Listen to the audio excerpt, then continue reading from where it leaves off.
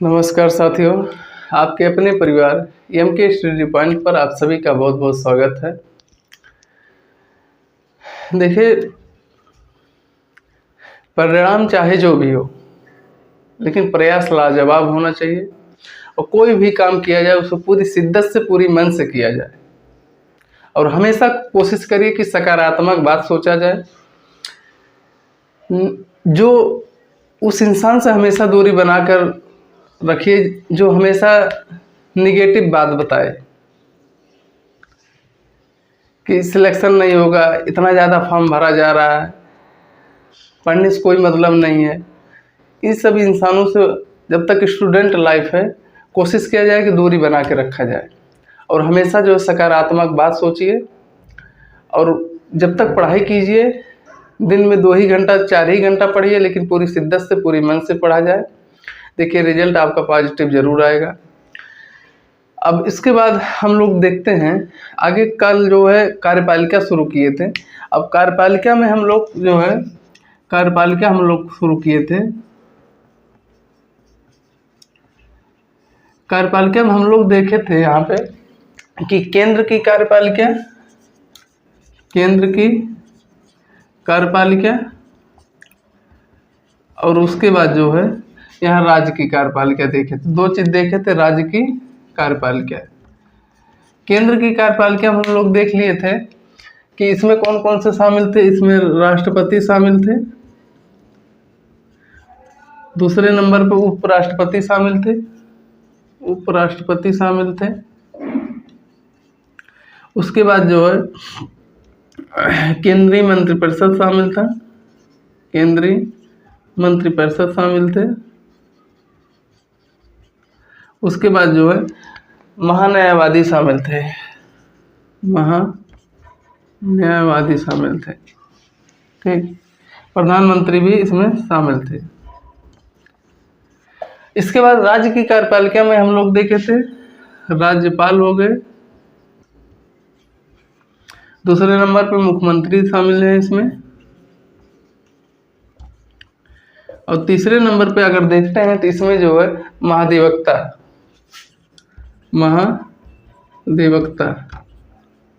जिसका उल्लेख आर्टिकल 165 में किया गया है, ठीक। इतना जो ये राज्य की कार्यपालिका में शामिल थे, एक केंद्र की कार्यपालिका में शामिल थे। उसके बाद हम लोग देख लिए थे आगे राष्ट्रपति के संवैधानिक प्रावधान क्या था। देश का प्रथम नागरिक कहा जाता था, उनको राष्ट्राध्यक्ष भी कहा जाता था और नाम मात्र औपचारिक रूप से प्रमुख होते थे, राष्ट्रपति के लिए था। अब आज हम लोग जो शुरुआत करते हैं आर्टिकल 52 से।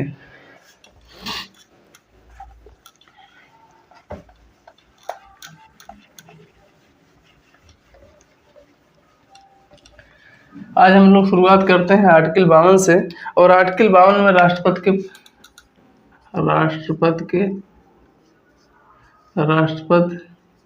के प्रमुख अनुच्छेद, अब एक एक अनुच्छेद को विस्तार पूर्वक देखते हैं।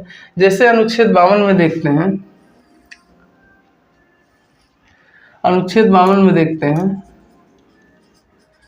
तो अनुच्छेद 52 हो गया, अनुच्छेद 53 हो गया और अनुच्छेद 54 हो गया।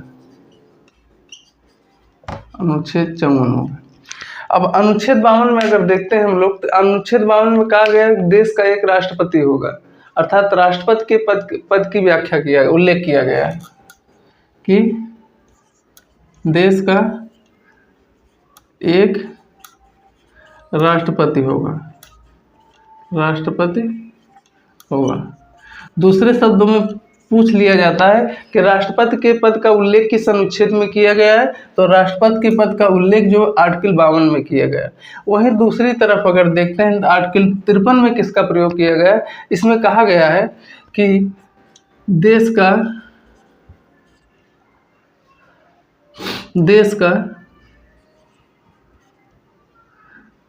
की कार्यपालिका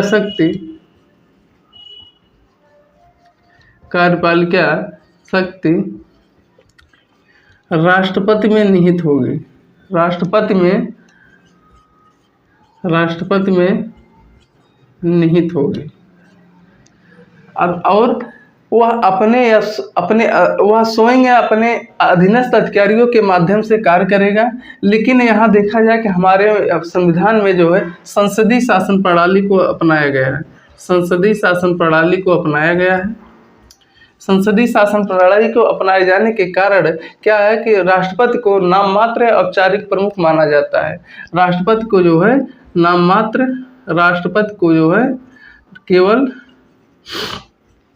नाम मात्र या औपचारिक प्रमुख माना जाता है। औपचारिक प्रमुख माना जाता है। लेकिन वास्तविक शक्ति जो है, वास्तविक शक्ति प्रधानमंत्री में निहित है। प्रधानमंत्री में निहित है।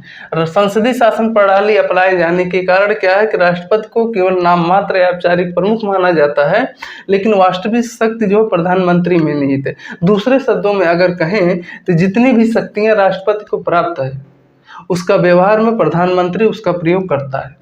ये जो आर्टिकल 53 में है कि देश की कार्यपालिका शक्ति राष्ट्रपति में निहित होगी और संसदीय शासन प्रणाली अपनाए जाने के कारण जो है राष्ट्रपति को नाम मात्र या औपचारिक प्रमुख माना जाता है। में क्या है तो आर्टिकल 54 में कहा गया है कि राष्ट्रपति का निर्वाचक मंडल, राष्ट्रपति का निर्वाचक मंडल। अब राष्ट्रपति का निर्वाचक मंडल है तो इसमें कौन कौन से लोग भाग सकते हैं इनके निर्वाचन में और कौन कौन से लोग शामिल नहीं होते। तो देखिए राष्ट्रपति के निर्वाचक मंडल में अगर देखें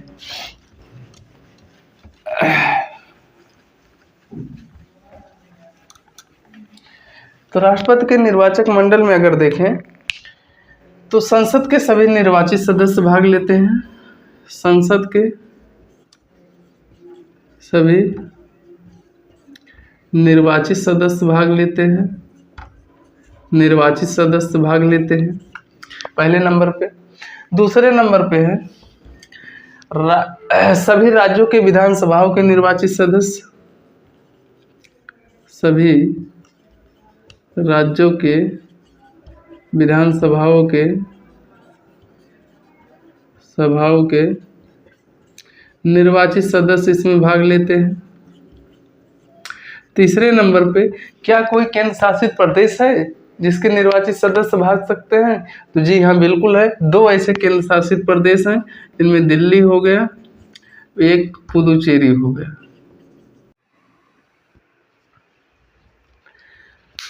अब हम लोग आर्टिकल 54 से देखते हैं। आर्टिकल 54 में क्या है कि राष्ट्रपति का निर्वाचक मंडल है। अब निर्वाचक मंडल में कौन कौन भाग लेते हैं और कौन कौन उनके निर्वाचक मंडल में भाग नहीं लेते हैं, देखते हैं। आर्टिकल 54 अनुच्छेद 54 में देखते हैं तो राष्ट्रपति का निर्वाचक मंडल है। राष्ट्रपति का निर्वाचक मंडल है। अब इसमें देखते हैं कौन भाग लेते हैं, कौन भाग नहीं लेते हैं। कौन भाग लेते हैं, कौन भाग नहीं लेते हैं।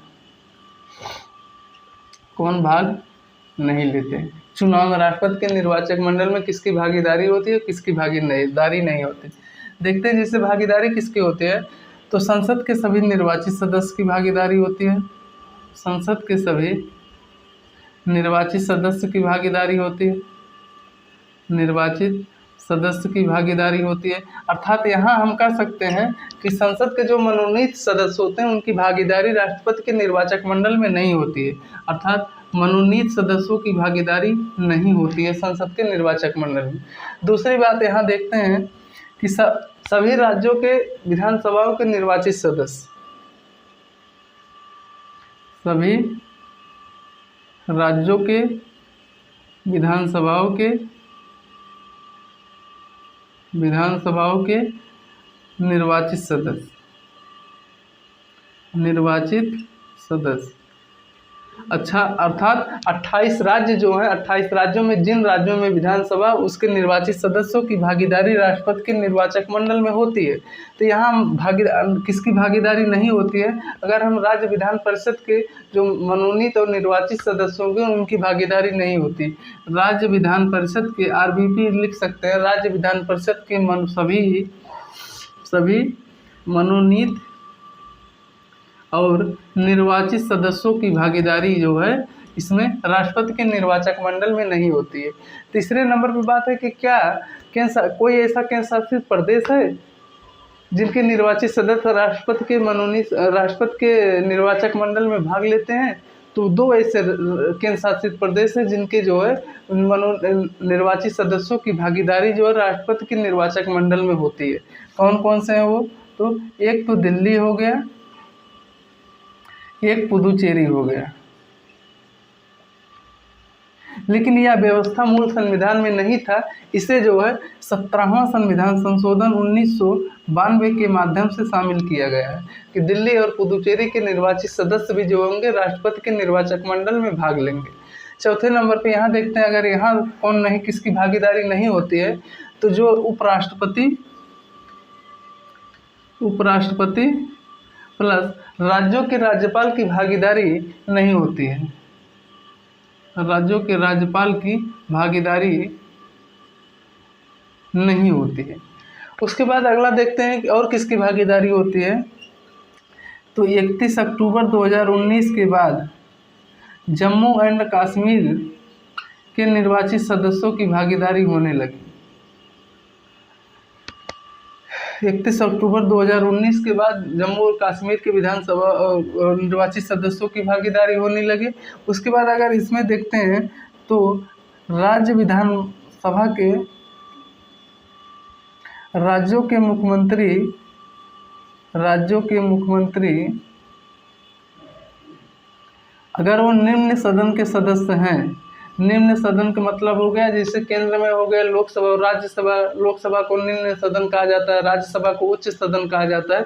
उसी प्रकार राज्य में देखा जाए विधानसभा और विधान परिषद है, तो विधानसभा को निम्न सदन कहा जाता है और विधान परिषद को उच्च सदन कहा जाता है। जिसमें कहा गया कि अगर किसी राज्य का मुख्यमंत्री निम्न सदन का सदस्य है, विधानसभा का सदस्य है, तो राष्ट्रपति के निर्वाचक मंडल में वो भाग ले सकता है, अर्थात मतदान कर सकता है। तो यहाँ कहा जा सकता है कि अगर किसी राज्य का मुख्यमंत्री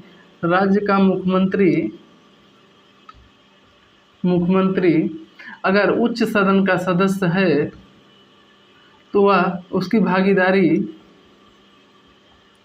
नहीं होगी। तो राष्ट्रपति के निर्वाचक मंडल में कौन कौन से भाग लेंगे? ये तो संसद के सभी निर्वाचित सदस्य, संसद में लोकसभा प्लस राज्यसभा दोनों आ गया, उसके सभी निर्वाचित सदस्यों की भागीदारी होगी। अर्थात कह सकते हैं कि मनोनीत सदस्यों की भागीदारी राष्ट्रपति के निर्वाचन में नहीं होगा। दूसरे नंबर पर देखें सभी राज्यों की विधानसभाओं के निर्वाचित सदस्य, अर्थात 28 राज्य, जिन जिन राज्यों में विधानसभा है उसके निर्वाचित सदस्यों की भागीदारी राष्ट्रपति के निर्वाचक मंडल में होगी। यहाँ पे इधर कह सकते हैं राज्य विधान परिषद के जो निर्वाचित और मनोनीत सदस्य हैं उनकी भागीदारी जो है राष्ट्रपति के निर्वाचन मंडल में नहीं होगी। तीसरे नंबर पर कहते हैं कि दिल्ली और पुदुचेरी के जो निर्वाचित सदस्य होंगे उनकी भी भागीदारी होगी, लेकिन यह मूल संविधान में नहीं था। इसे 17वां संविधान संशोधन 1992 के माध्यम से शामिल किया गया। उपराष्ट्रपति और राज्यपाल की भागीदारी नहीं। देखते हैं आर्टिकल 55 से क्या है। तो आर्टिकल 55 में जो है अनुच्छेद 55, अनुच्छेद 56, अनुच्छेद 57 और अनुच्छेद 58। अब अनुच्छेद 55 में क्या है कि राष्ट्रपति के निर्वाचन विधि को परिभाषित किया गया है। निर्वाचन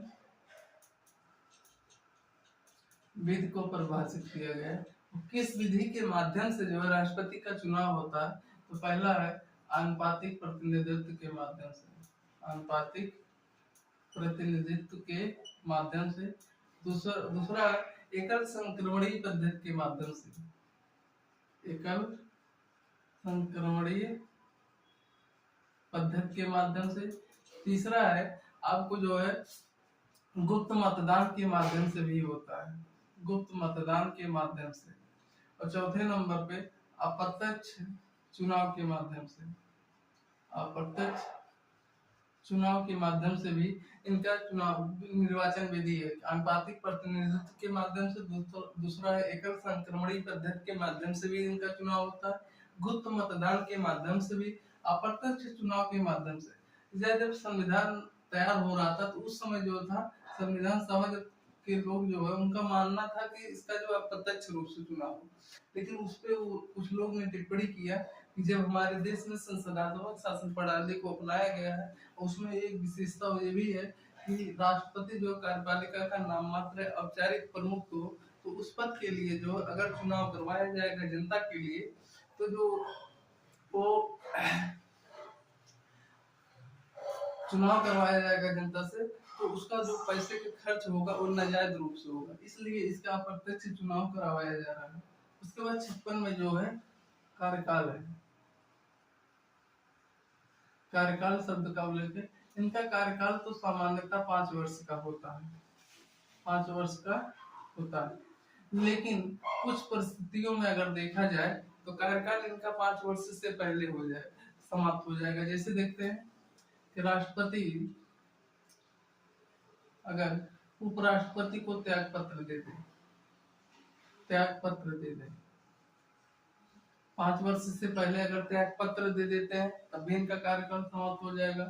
दूसरी बात क्या है कि राष्ट्रपति की मृत्यु हो जाए 5 वर्ष से पहले, राष्ट्रपति की मृत्यु हो जाए 5 वर्ष से पहले, तब भी राष्ट्रपति का पद रिक्त हो जाएगा।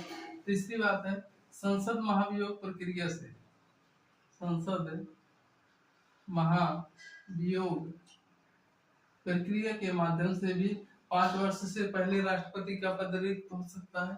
चौथे नंबर पर देखें, अगर सुप्रीम कोर्ट जो है इनके चुनाव को शून्य या असंवैधानिक घोषित कर दे, असंवैधानिक घोषित कर दे, तब भी जो 5 वर्ष से पहले इनका पद रिक्त हो जाएगा।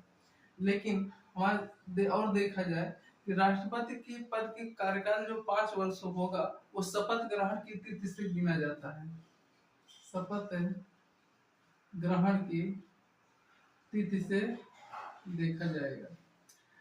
चौथी बात इसमें क्या है कि हमारे संविधान में महाभियोग शब्द का प्रयोग केवल 2 बार हुआ है, महाभियोग शब्द का प्रयोग केवल 2 बार हुआ है, एक आर्टिकल 56 में हुआ है, एक आर्टिकल 61 में हुआ है। महाभियोग की प्रक्रिया आर्टिकल 61 में है। उसके बाद 57 में देखें कि राष्ट्रपति के पुनर्निर्वाचन, राष्ट्रपति का पुनर्निर्वाचन, पुनर्निर्वाचन शब्द का उल्लेख किया गया। तो राष्ट्रपति चाहे जितनी बार चाहे राष्ट्रपति भारत में बन सकता है, चाहे जितनी बार चाहे, चाहे जितनी बार चाहे राष्ट्रपति बन सकता है। वहीं अगर यूएसए के संविधान से तुलना किया जाए तो यूएसए में राष्ट्रपति 2 बार सिर्फ बन सकते हैं, 2 बार बन सकते हैं। लेकिन यूएसए के एकमात्र राष्ट्रपति डॉक्टर रूजवेल्ट है जो 4 बार राष्ट्रपति बने हैं। अर्थात कहा जा सकता है कि अमेरिका के मूल संविधान में नहीं था, इसे संविधान संशोधन के माध्यम से जोड़ा गया। इसके बाद 58 में योग्यता है। योग्यता के बारे में अगर देखें तो आवश्यक क्या है, तो वह भारत का नागरिक हो, भारत का नागरिक हो। दूसरा है कि न्यूनतम 35 वर्ष की आयु पूरी कर चुके हो, 35 वर्ष की आयु पूरी कर चुके हो। और तीसरे नंबर पर क्या है कि लोकसभा का सदस्य बनने की योग्यता रखता है, लोकसभा के सदस्य बनने की योग्यता रखते हैं, योग्यता रखते हो और किसी लाभ के पद पर ना हो, लाभ के पद पर ना हो। वहीं दूसरी तरफ देख सकते हैं क्या आवश्यक नहीं है इनकी योग्यता में, तो पढ़ा लिखा हो यह जरूरी नहीं है। राष्ट्रपति जो भी व्यक्ति चुना जाएगा पढ़ा लिखा हो यह जरूरी ना हो, और दूसरी बात हो कि वह जन्म से भारतीय हो यह भी जरूरी नहीं, जन्म से भारतीय हो या भी जरूरी ना हो, या भी जरूरी नहीं है। 55 में एक निर्वाचन विधि है, अनुपातिक प्रतिनिधित्व के माध्यम से, एकल संक्रमणी पद्धति के माध्यम से, गुप्त मतदान के माध्यम से, अप्रत्यक्ष चुनाव के माध्यम से। 56 में कार्यकाल को इनका सामान्यतः कार्यकाल 5 वर्ष का होता है, लेकिन 5 वर्ष से पहले इनका पद रिक्त हो सकता है। कैसे? राष्ट्रपति अगर उपराष्ट्रपति को त्याग पत्र दे देते हैं। दूसरी शर्त क्या है? अगर राष्ट्रपति की मृत्यु हो जाती है तभी पद रिक्त हो जाएगा। तीसरा, संसद महाभियोग प्रक्रिया के माध्यम से राष्ट्रपति का पद 5 वर्ष से पहले रिक्त कर सकता है। सुप्रीम कोर्ट अगर चुनाव को शून्य या संवैधानिक घोषित कर देती है तब भी रिक्त हो जाएगा 5 वर्ष से पहले। शपथ ग्रहण की तिथि से 5 वर्ष का कार्यकाल जोड़ा जाता है। महाभियोग शब्द हमारे संविधान में 2 बार प्रयोग किया गया, आर्टिकल 56 और आर्टिकल 61 में। 57 में राष्ट्रपति का पुनर्निर्वाचन है, चाहे जितनी बार चाहे भारत में राष्ट्रपति बन सकते हैं, लेकिन अगर अमेरिका में देखा जाए तो राष्ट्रपति 2 बार बन सकते हैं, लेकिन डॉक्टर रूजवेल्ट ऐसे राष्ट्रपति थे जो 4 बार बने हुए थे। अर्थात यह बात अमेरिका के मूल संविधान में शामिल नहीं था, संशोधन के माध्यम से जोड़ा गया। 58 में देखते हैं योग्यता है। योग्यता में क्या है? भारत का नागरिक होना चाहिए, 35 वर्ष की आयु न्यूनतम पूरी कर चुका हो, लोकसभा का सदस्य बनने की योग्यता हो, प्लस किसी लाभ के पद पर न हो। ये जो लाभ के पद की व्याख्या है, इसे जो है संविधान में हमारे कहीं उल्लेखित नहीं किया गया है। क्या योग्यता क्या जरूरी नहीं है? भारत का राष्ट्रपति पढ़ा लिखा हो या जरूरी नहीं है? जन्म से भारतीय हो या भी जरूरी नहीं है?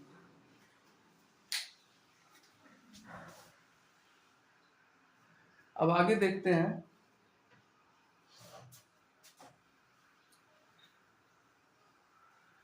आर्टिकल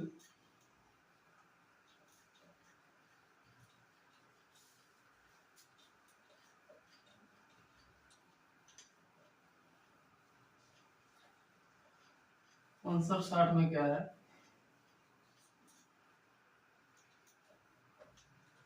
आर्टिकल 59-60 में देखते हैं क्या है।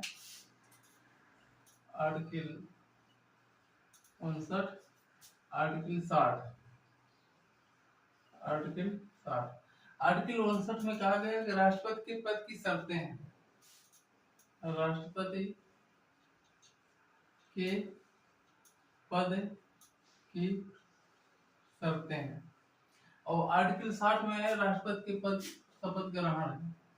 राष्ट्रपति का शपथ ग्रहण है, शपथ ग्रहण है। अब राष्ट्रपति के पद की शर्तों में देखते हैं पहले कि राष्ट्रपति संसद या राज्य विधानमंडल का सदस्य नहीं होना चाहिए। संसद या राज्य विधानमंडल का सदस्य नहीं होना चाहिए। तो कहने का मतलब क्या है कि अगर कोई व्यक्ति संसद या राज्य विधानमंडल का सदस्य है तो वह राष्ट्रपति नहीं बन सकता? बिल्कुल बन सकता है। लेकिन क्या होगा कि अगर संसद या राज्य विधानमंडल का सदस्य होते हुए भी अगर राष्ट्रपति पद की शपथ लेता है तो शपथ लेते ही उसका संसद या राज्य विधानमंडल की सदस्यता ऑटोमेटिक समाप्त हो जाएगी। दूसरी बात क्या है कि 50 अनुमोदक और 50 प्रस्तावक होते हैं। ये 50 अनुमोदक और 50 प्रस्तावक जो होते हैं ये संसद के निर्वाचक मंडल से चुने जाते हैं। और ये 50 अनुमोदक और 50 प्रस्तावक क्या मूल संविधान में थे? नहीं। जब पहली बार 1952 में चुनाव हुआ तो उस समय 2 अनुमोदक 2 प्रस्तावक थे। उसके बाद संशोधन हुआ 42वां संविधान संशोधन 1976 के माध्यम से, तो 50, फिर उसके बाद अनुमोदक 5 हो गए, प्रस्तावक 5 हो गए। फिर 1997 का एक्ट आया, उस एक्ट के माध्यम से 50 अनुमोदक हो गए, 50 प्रस्तावक हो गए। लेकिन जरूरी इतना 50 अनुमोदक होते हैं, 50 प्रस्तावक होते हैं। और तीसरी बात क्या है इसमें कि 15,000 रुपए जमानत राशि होती है। जमानत राशि होती है। अगर कुल वैध मतों का अगर 1/6 वैध मत नहीं प्राप्त हुआ है तो ये 15,000 रुपए उनको भारत की संचित निधि या आरबीआई में जमा हो सकते हैं। ये 15,000 रुपए जमानत राशि होती है। राष्ट्रपति का शपथ ग्रहण क्या है? राष्ट्रपति को शपथ कौन दिलाता है?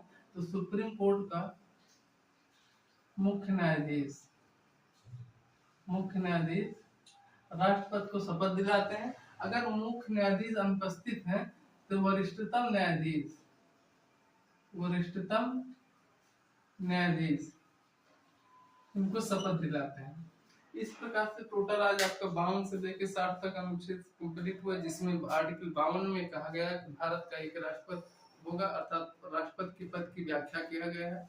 आर्टिकल 53 में होगा, कहा गया है कि देश की कार्यपालिका शक्ति राष्ट्रपति में निहित होगी और वह अपने स्वयं अपने अधीनस्थ के माध्यम से कार्य करेगा। 54 में कहा गया है कि राष्ट्रपति का निर्वाचक मंडल होगा, निर्वाचक मंडल में कौन शामिल होंगे कौन नहीं शामिल होंगे बताया गया है। उसके बाद 55 में राष्ट्रपति की निर्वाचन विधि में आनुपातिक प्रतिनिधित्व हो गया, गुप्त मतदान हो गए, एकल संक्रमणीय माध्यम और अप्रत्यक्ष चुनाव के माध्यम से शामिल किया जाएगा। आर्टिकल 56 में कार्यकाल है। सामान्यतः इनका कार्यकाल 5 वर्ष का होता है, 5 वर्ष से पहले भी पद रिक्त हो सकता है। आर्टिकल 57 में राष्ट्रपति का पुनर्निर्वाचन है। भारत में राष्ट्रपति चाहे जितनी बार भी निर्वाचित हो सकते हैं, लेकिन अगर अमेरिका से तुलना किया जाए तो अमेरिका में राष्ट्रपति 2 बार बन सकते हैं, लेकिन डॉक्टर रूजवेल्ट एक ऐसे राष्ट्रपति हैं जो 4 बार राष्ट्रपति बने हुए। आर्टिकल 58 में देखा जाए योग्यता की बात किया गया है। तो योग्यता में भारत का नागरिक हो, न्यूनतम 35 वर्ष की आयु पूरी कर चुका हो, लोकसभा की सदस्य बनने की योग्यता रखता हो, किसी लाभ के पद पर न हो। क्या जरूरी नहीं है?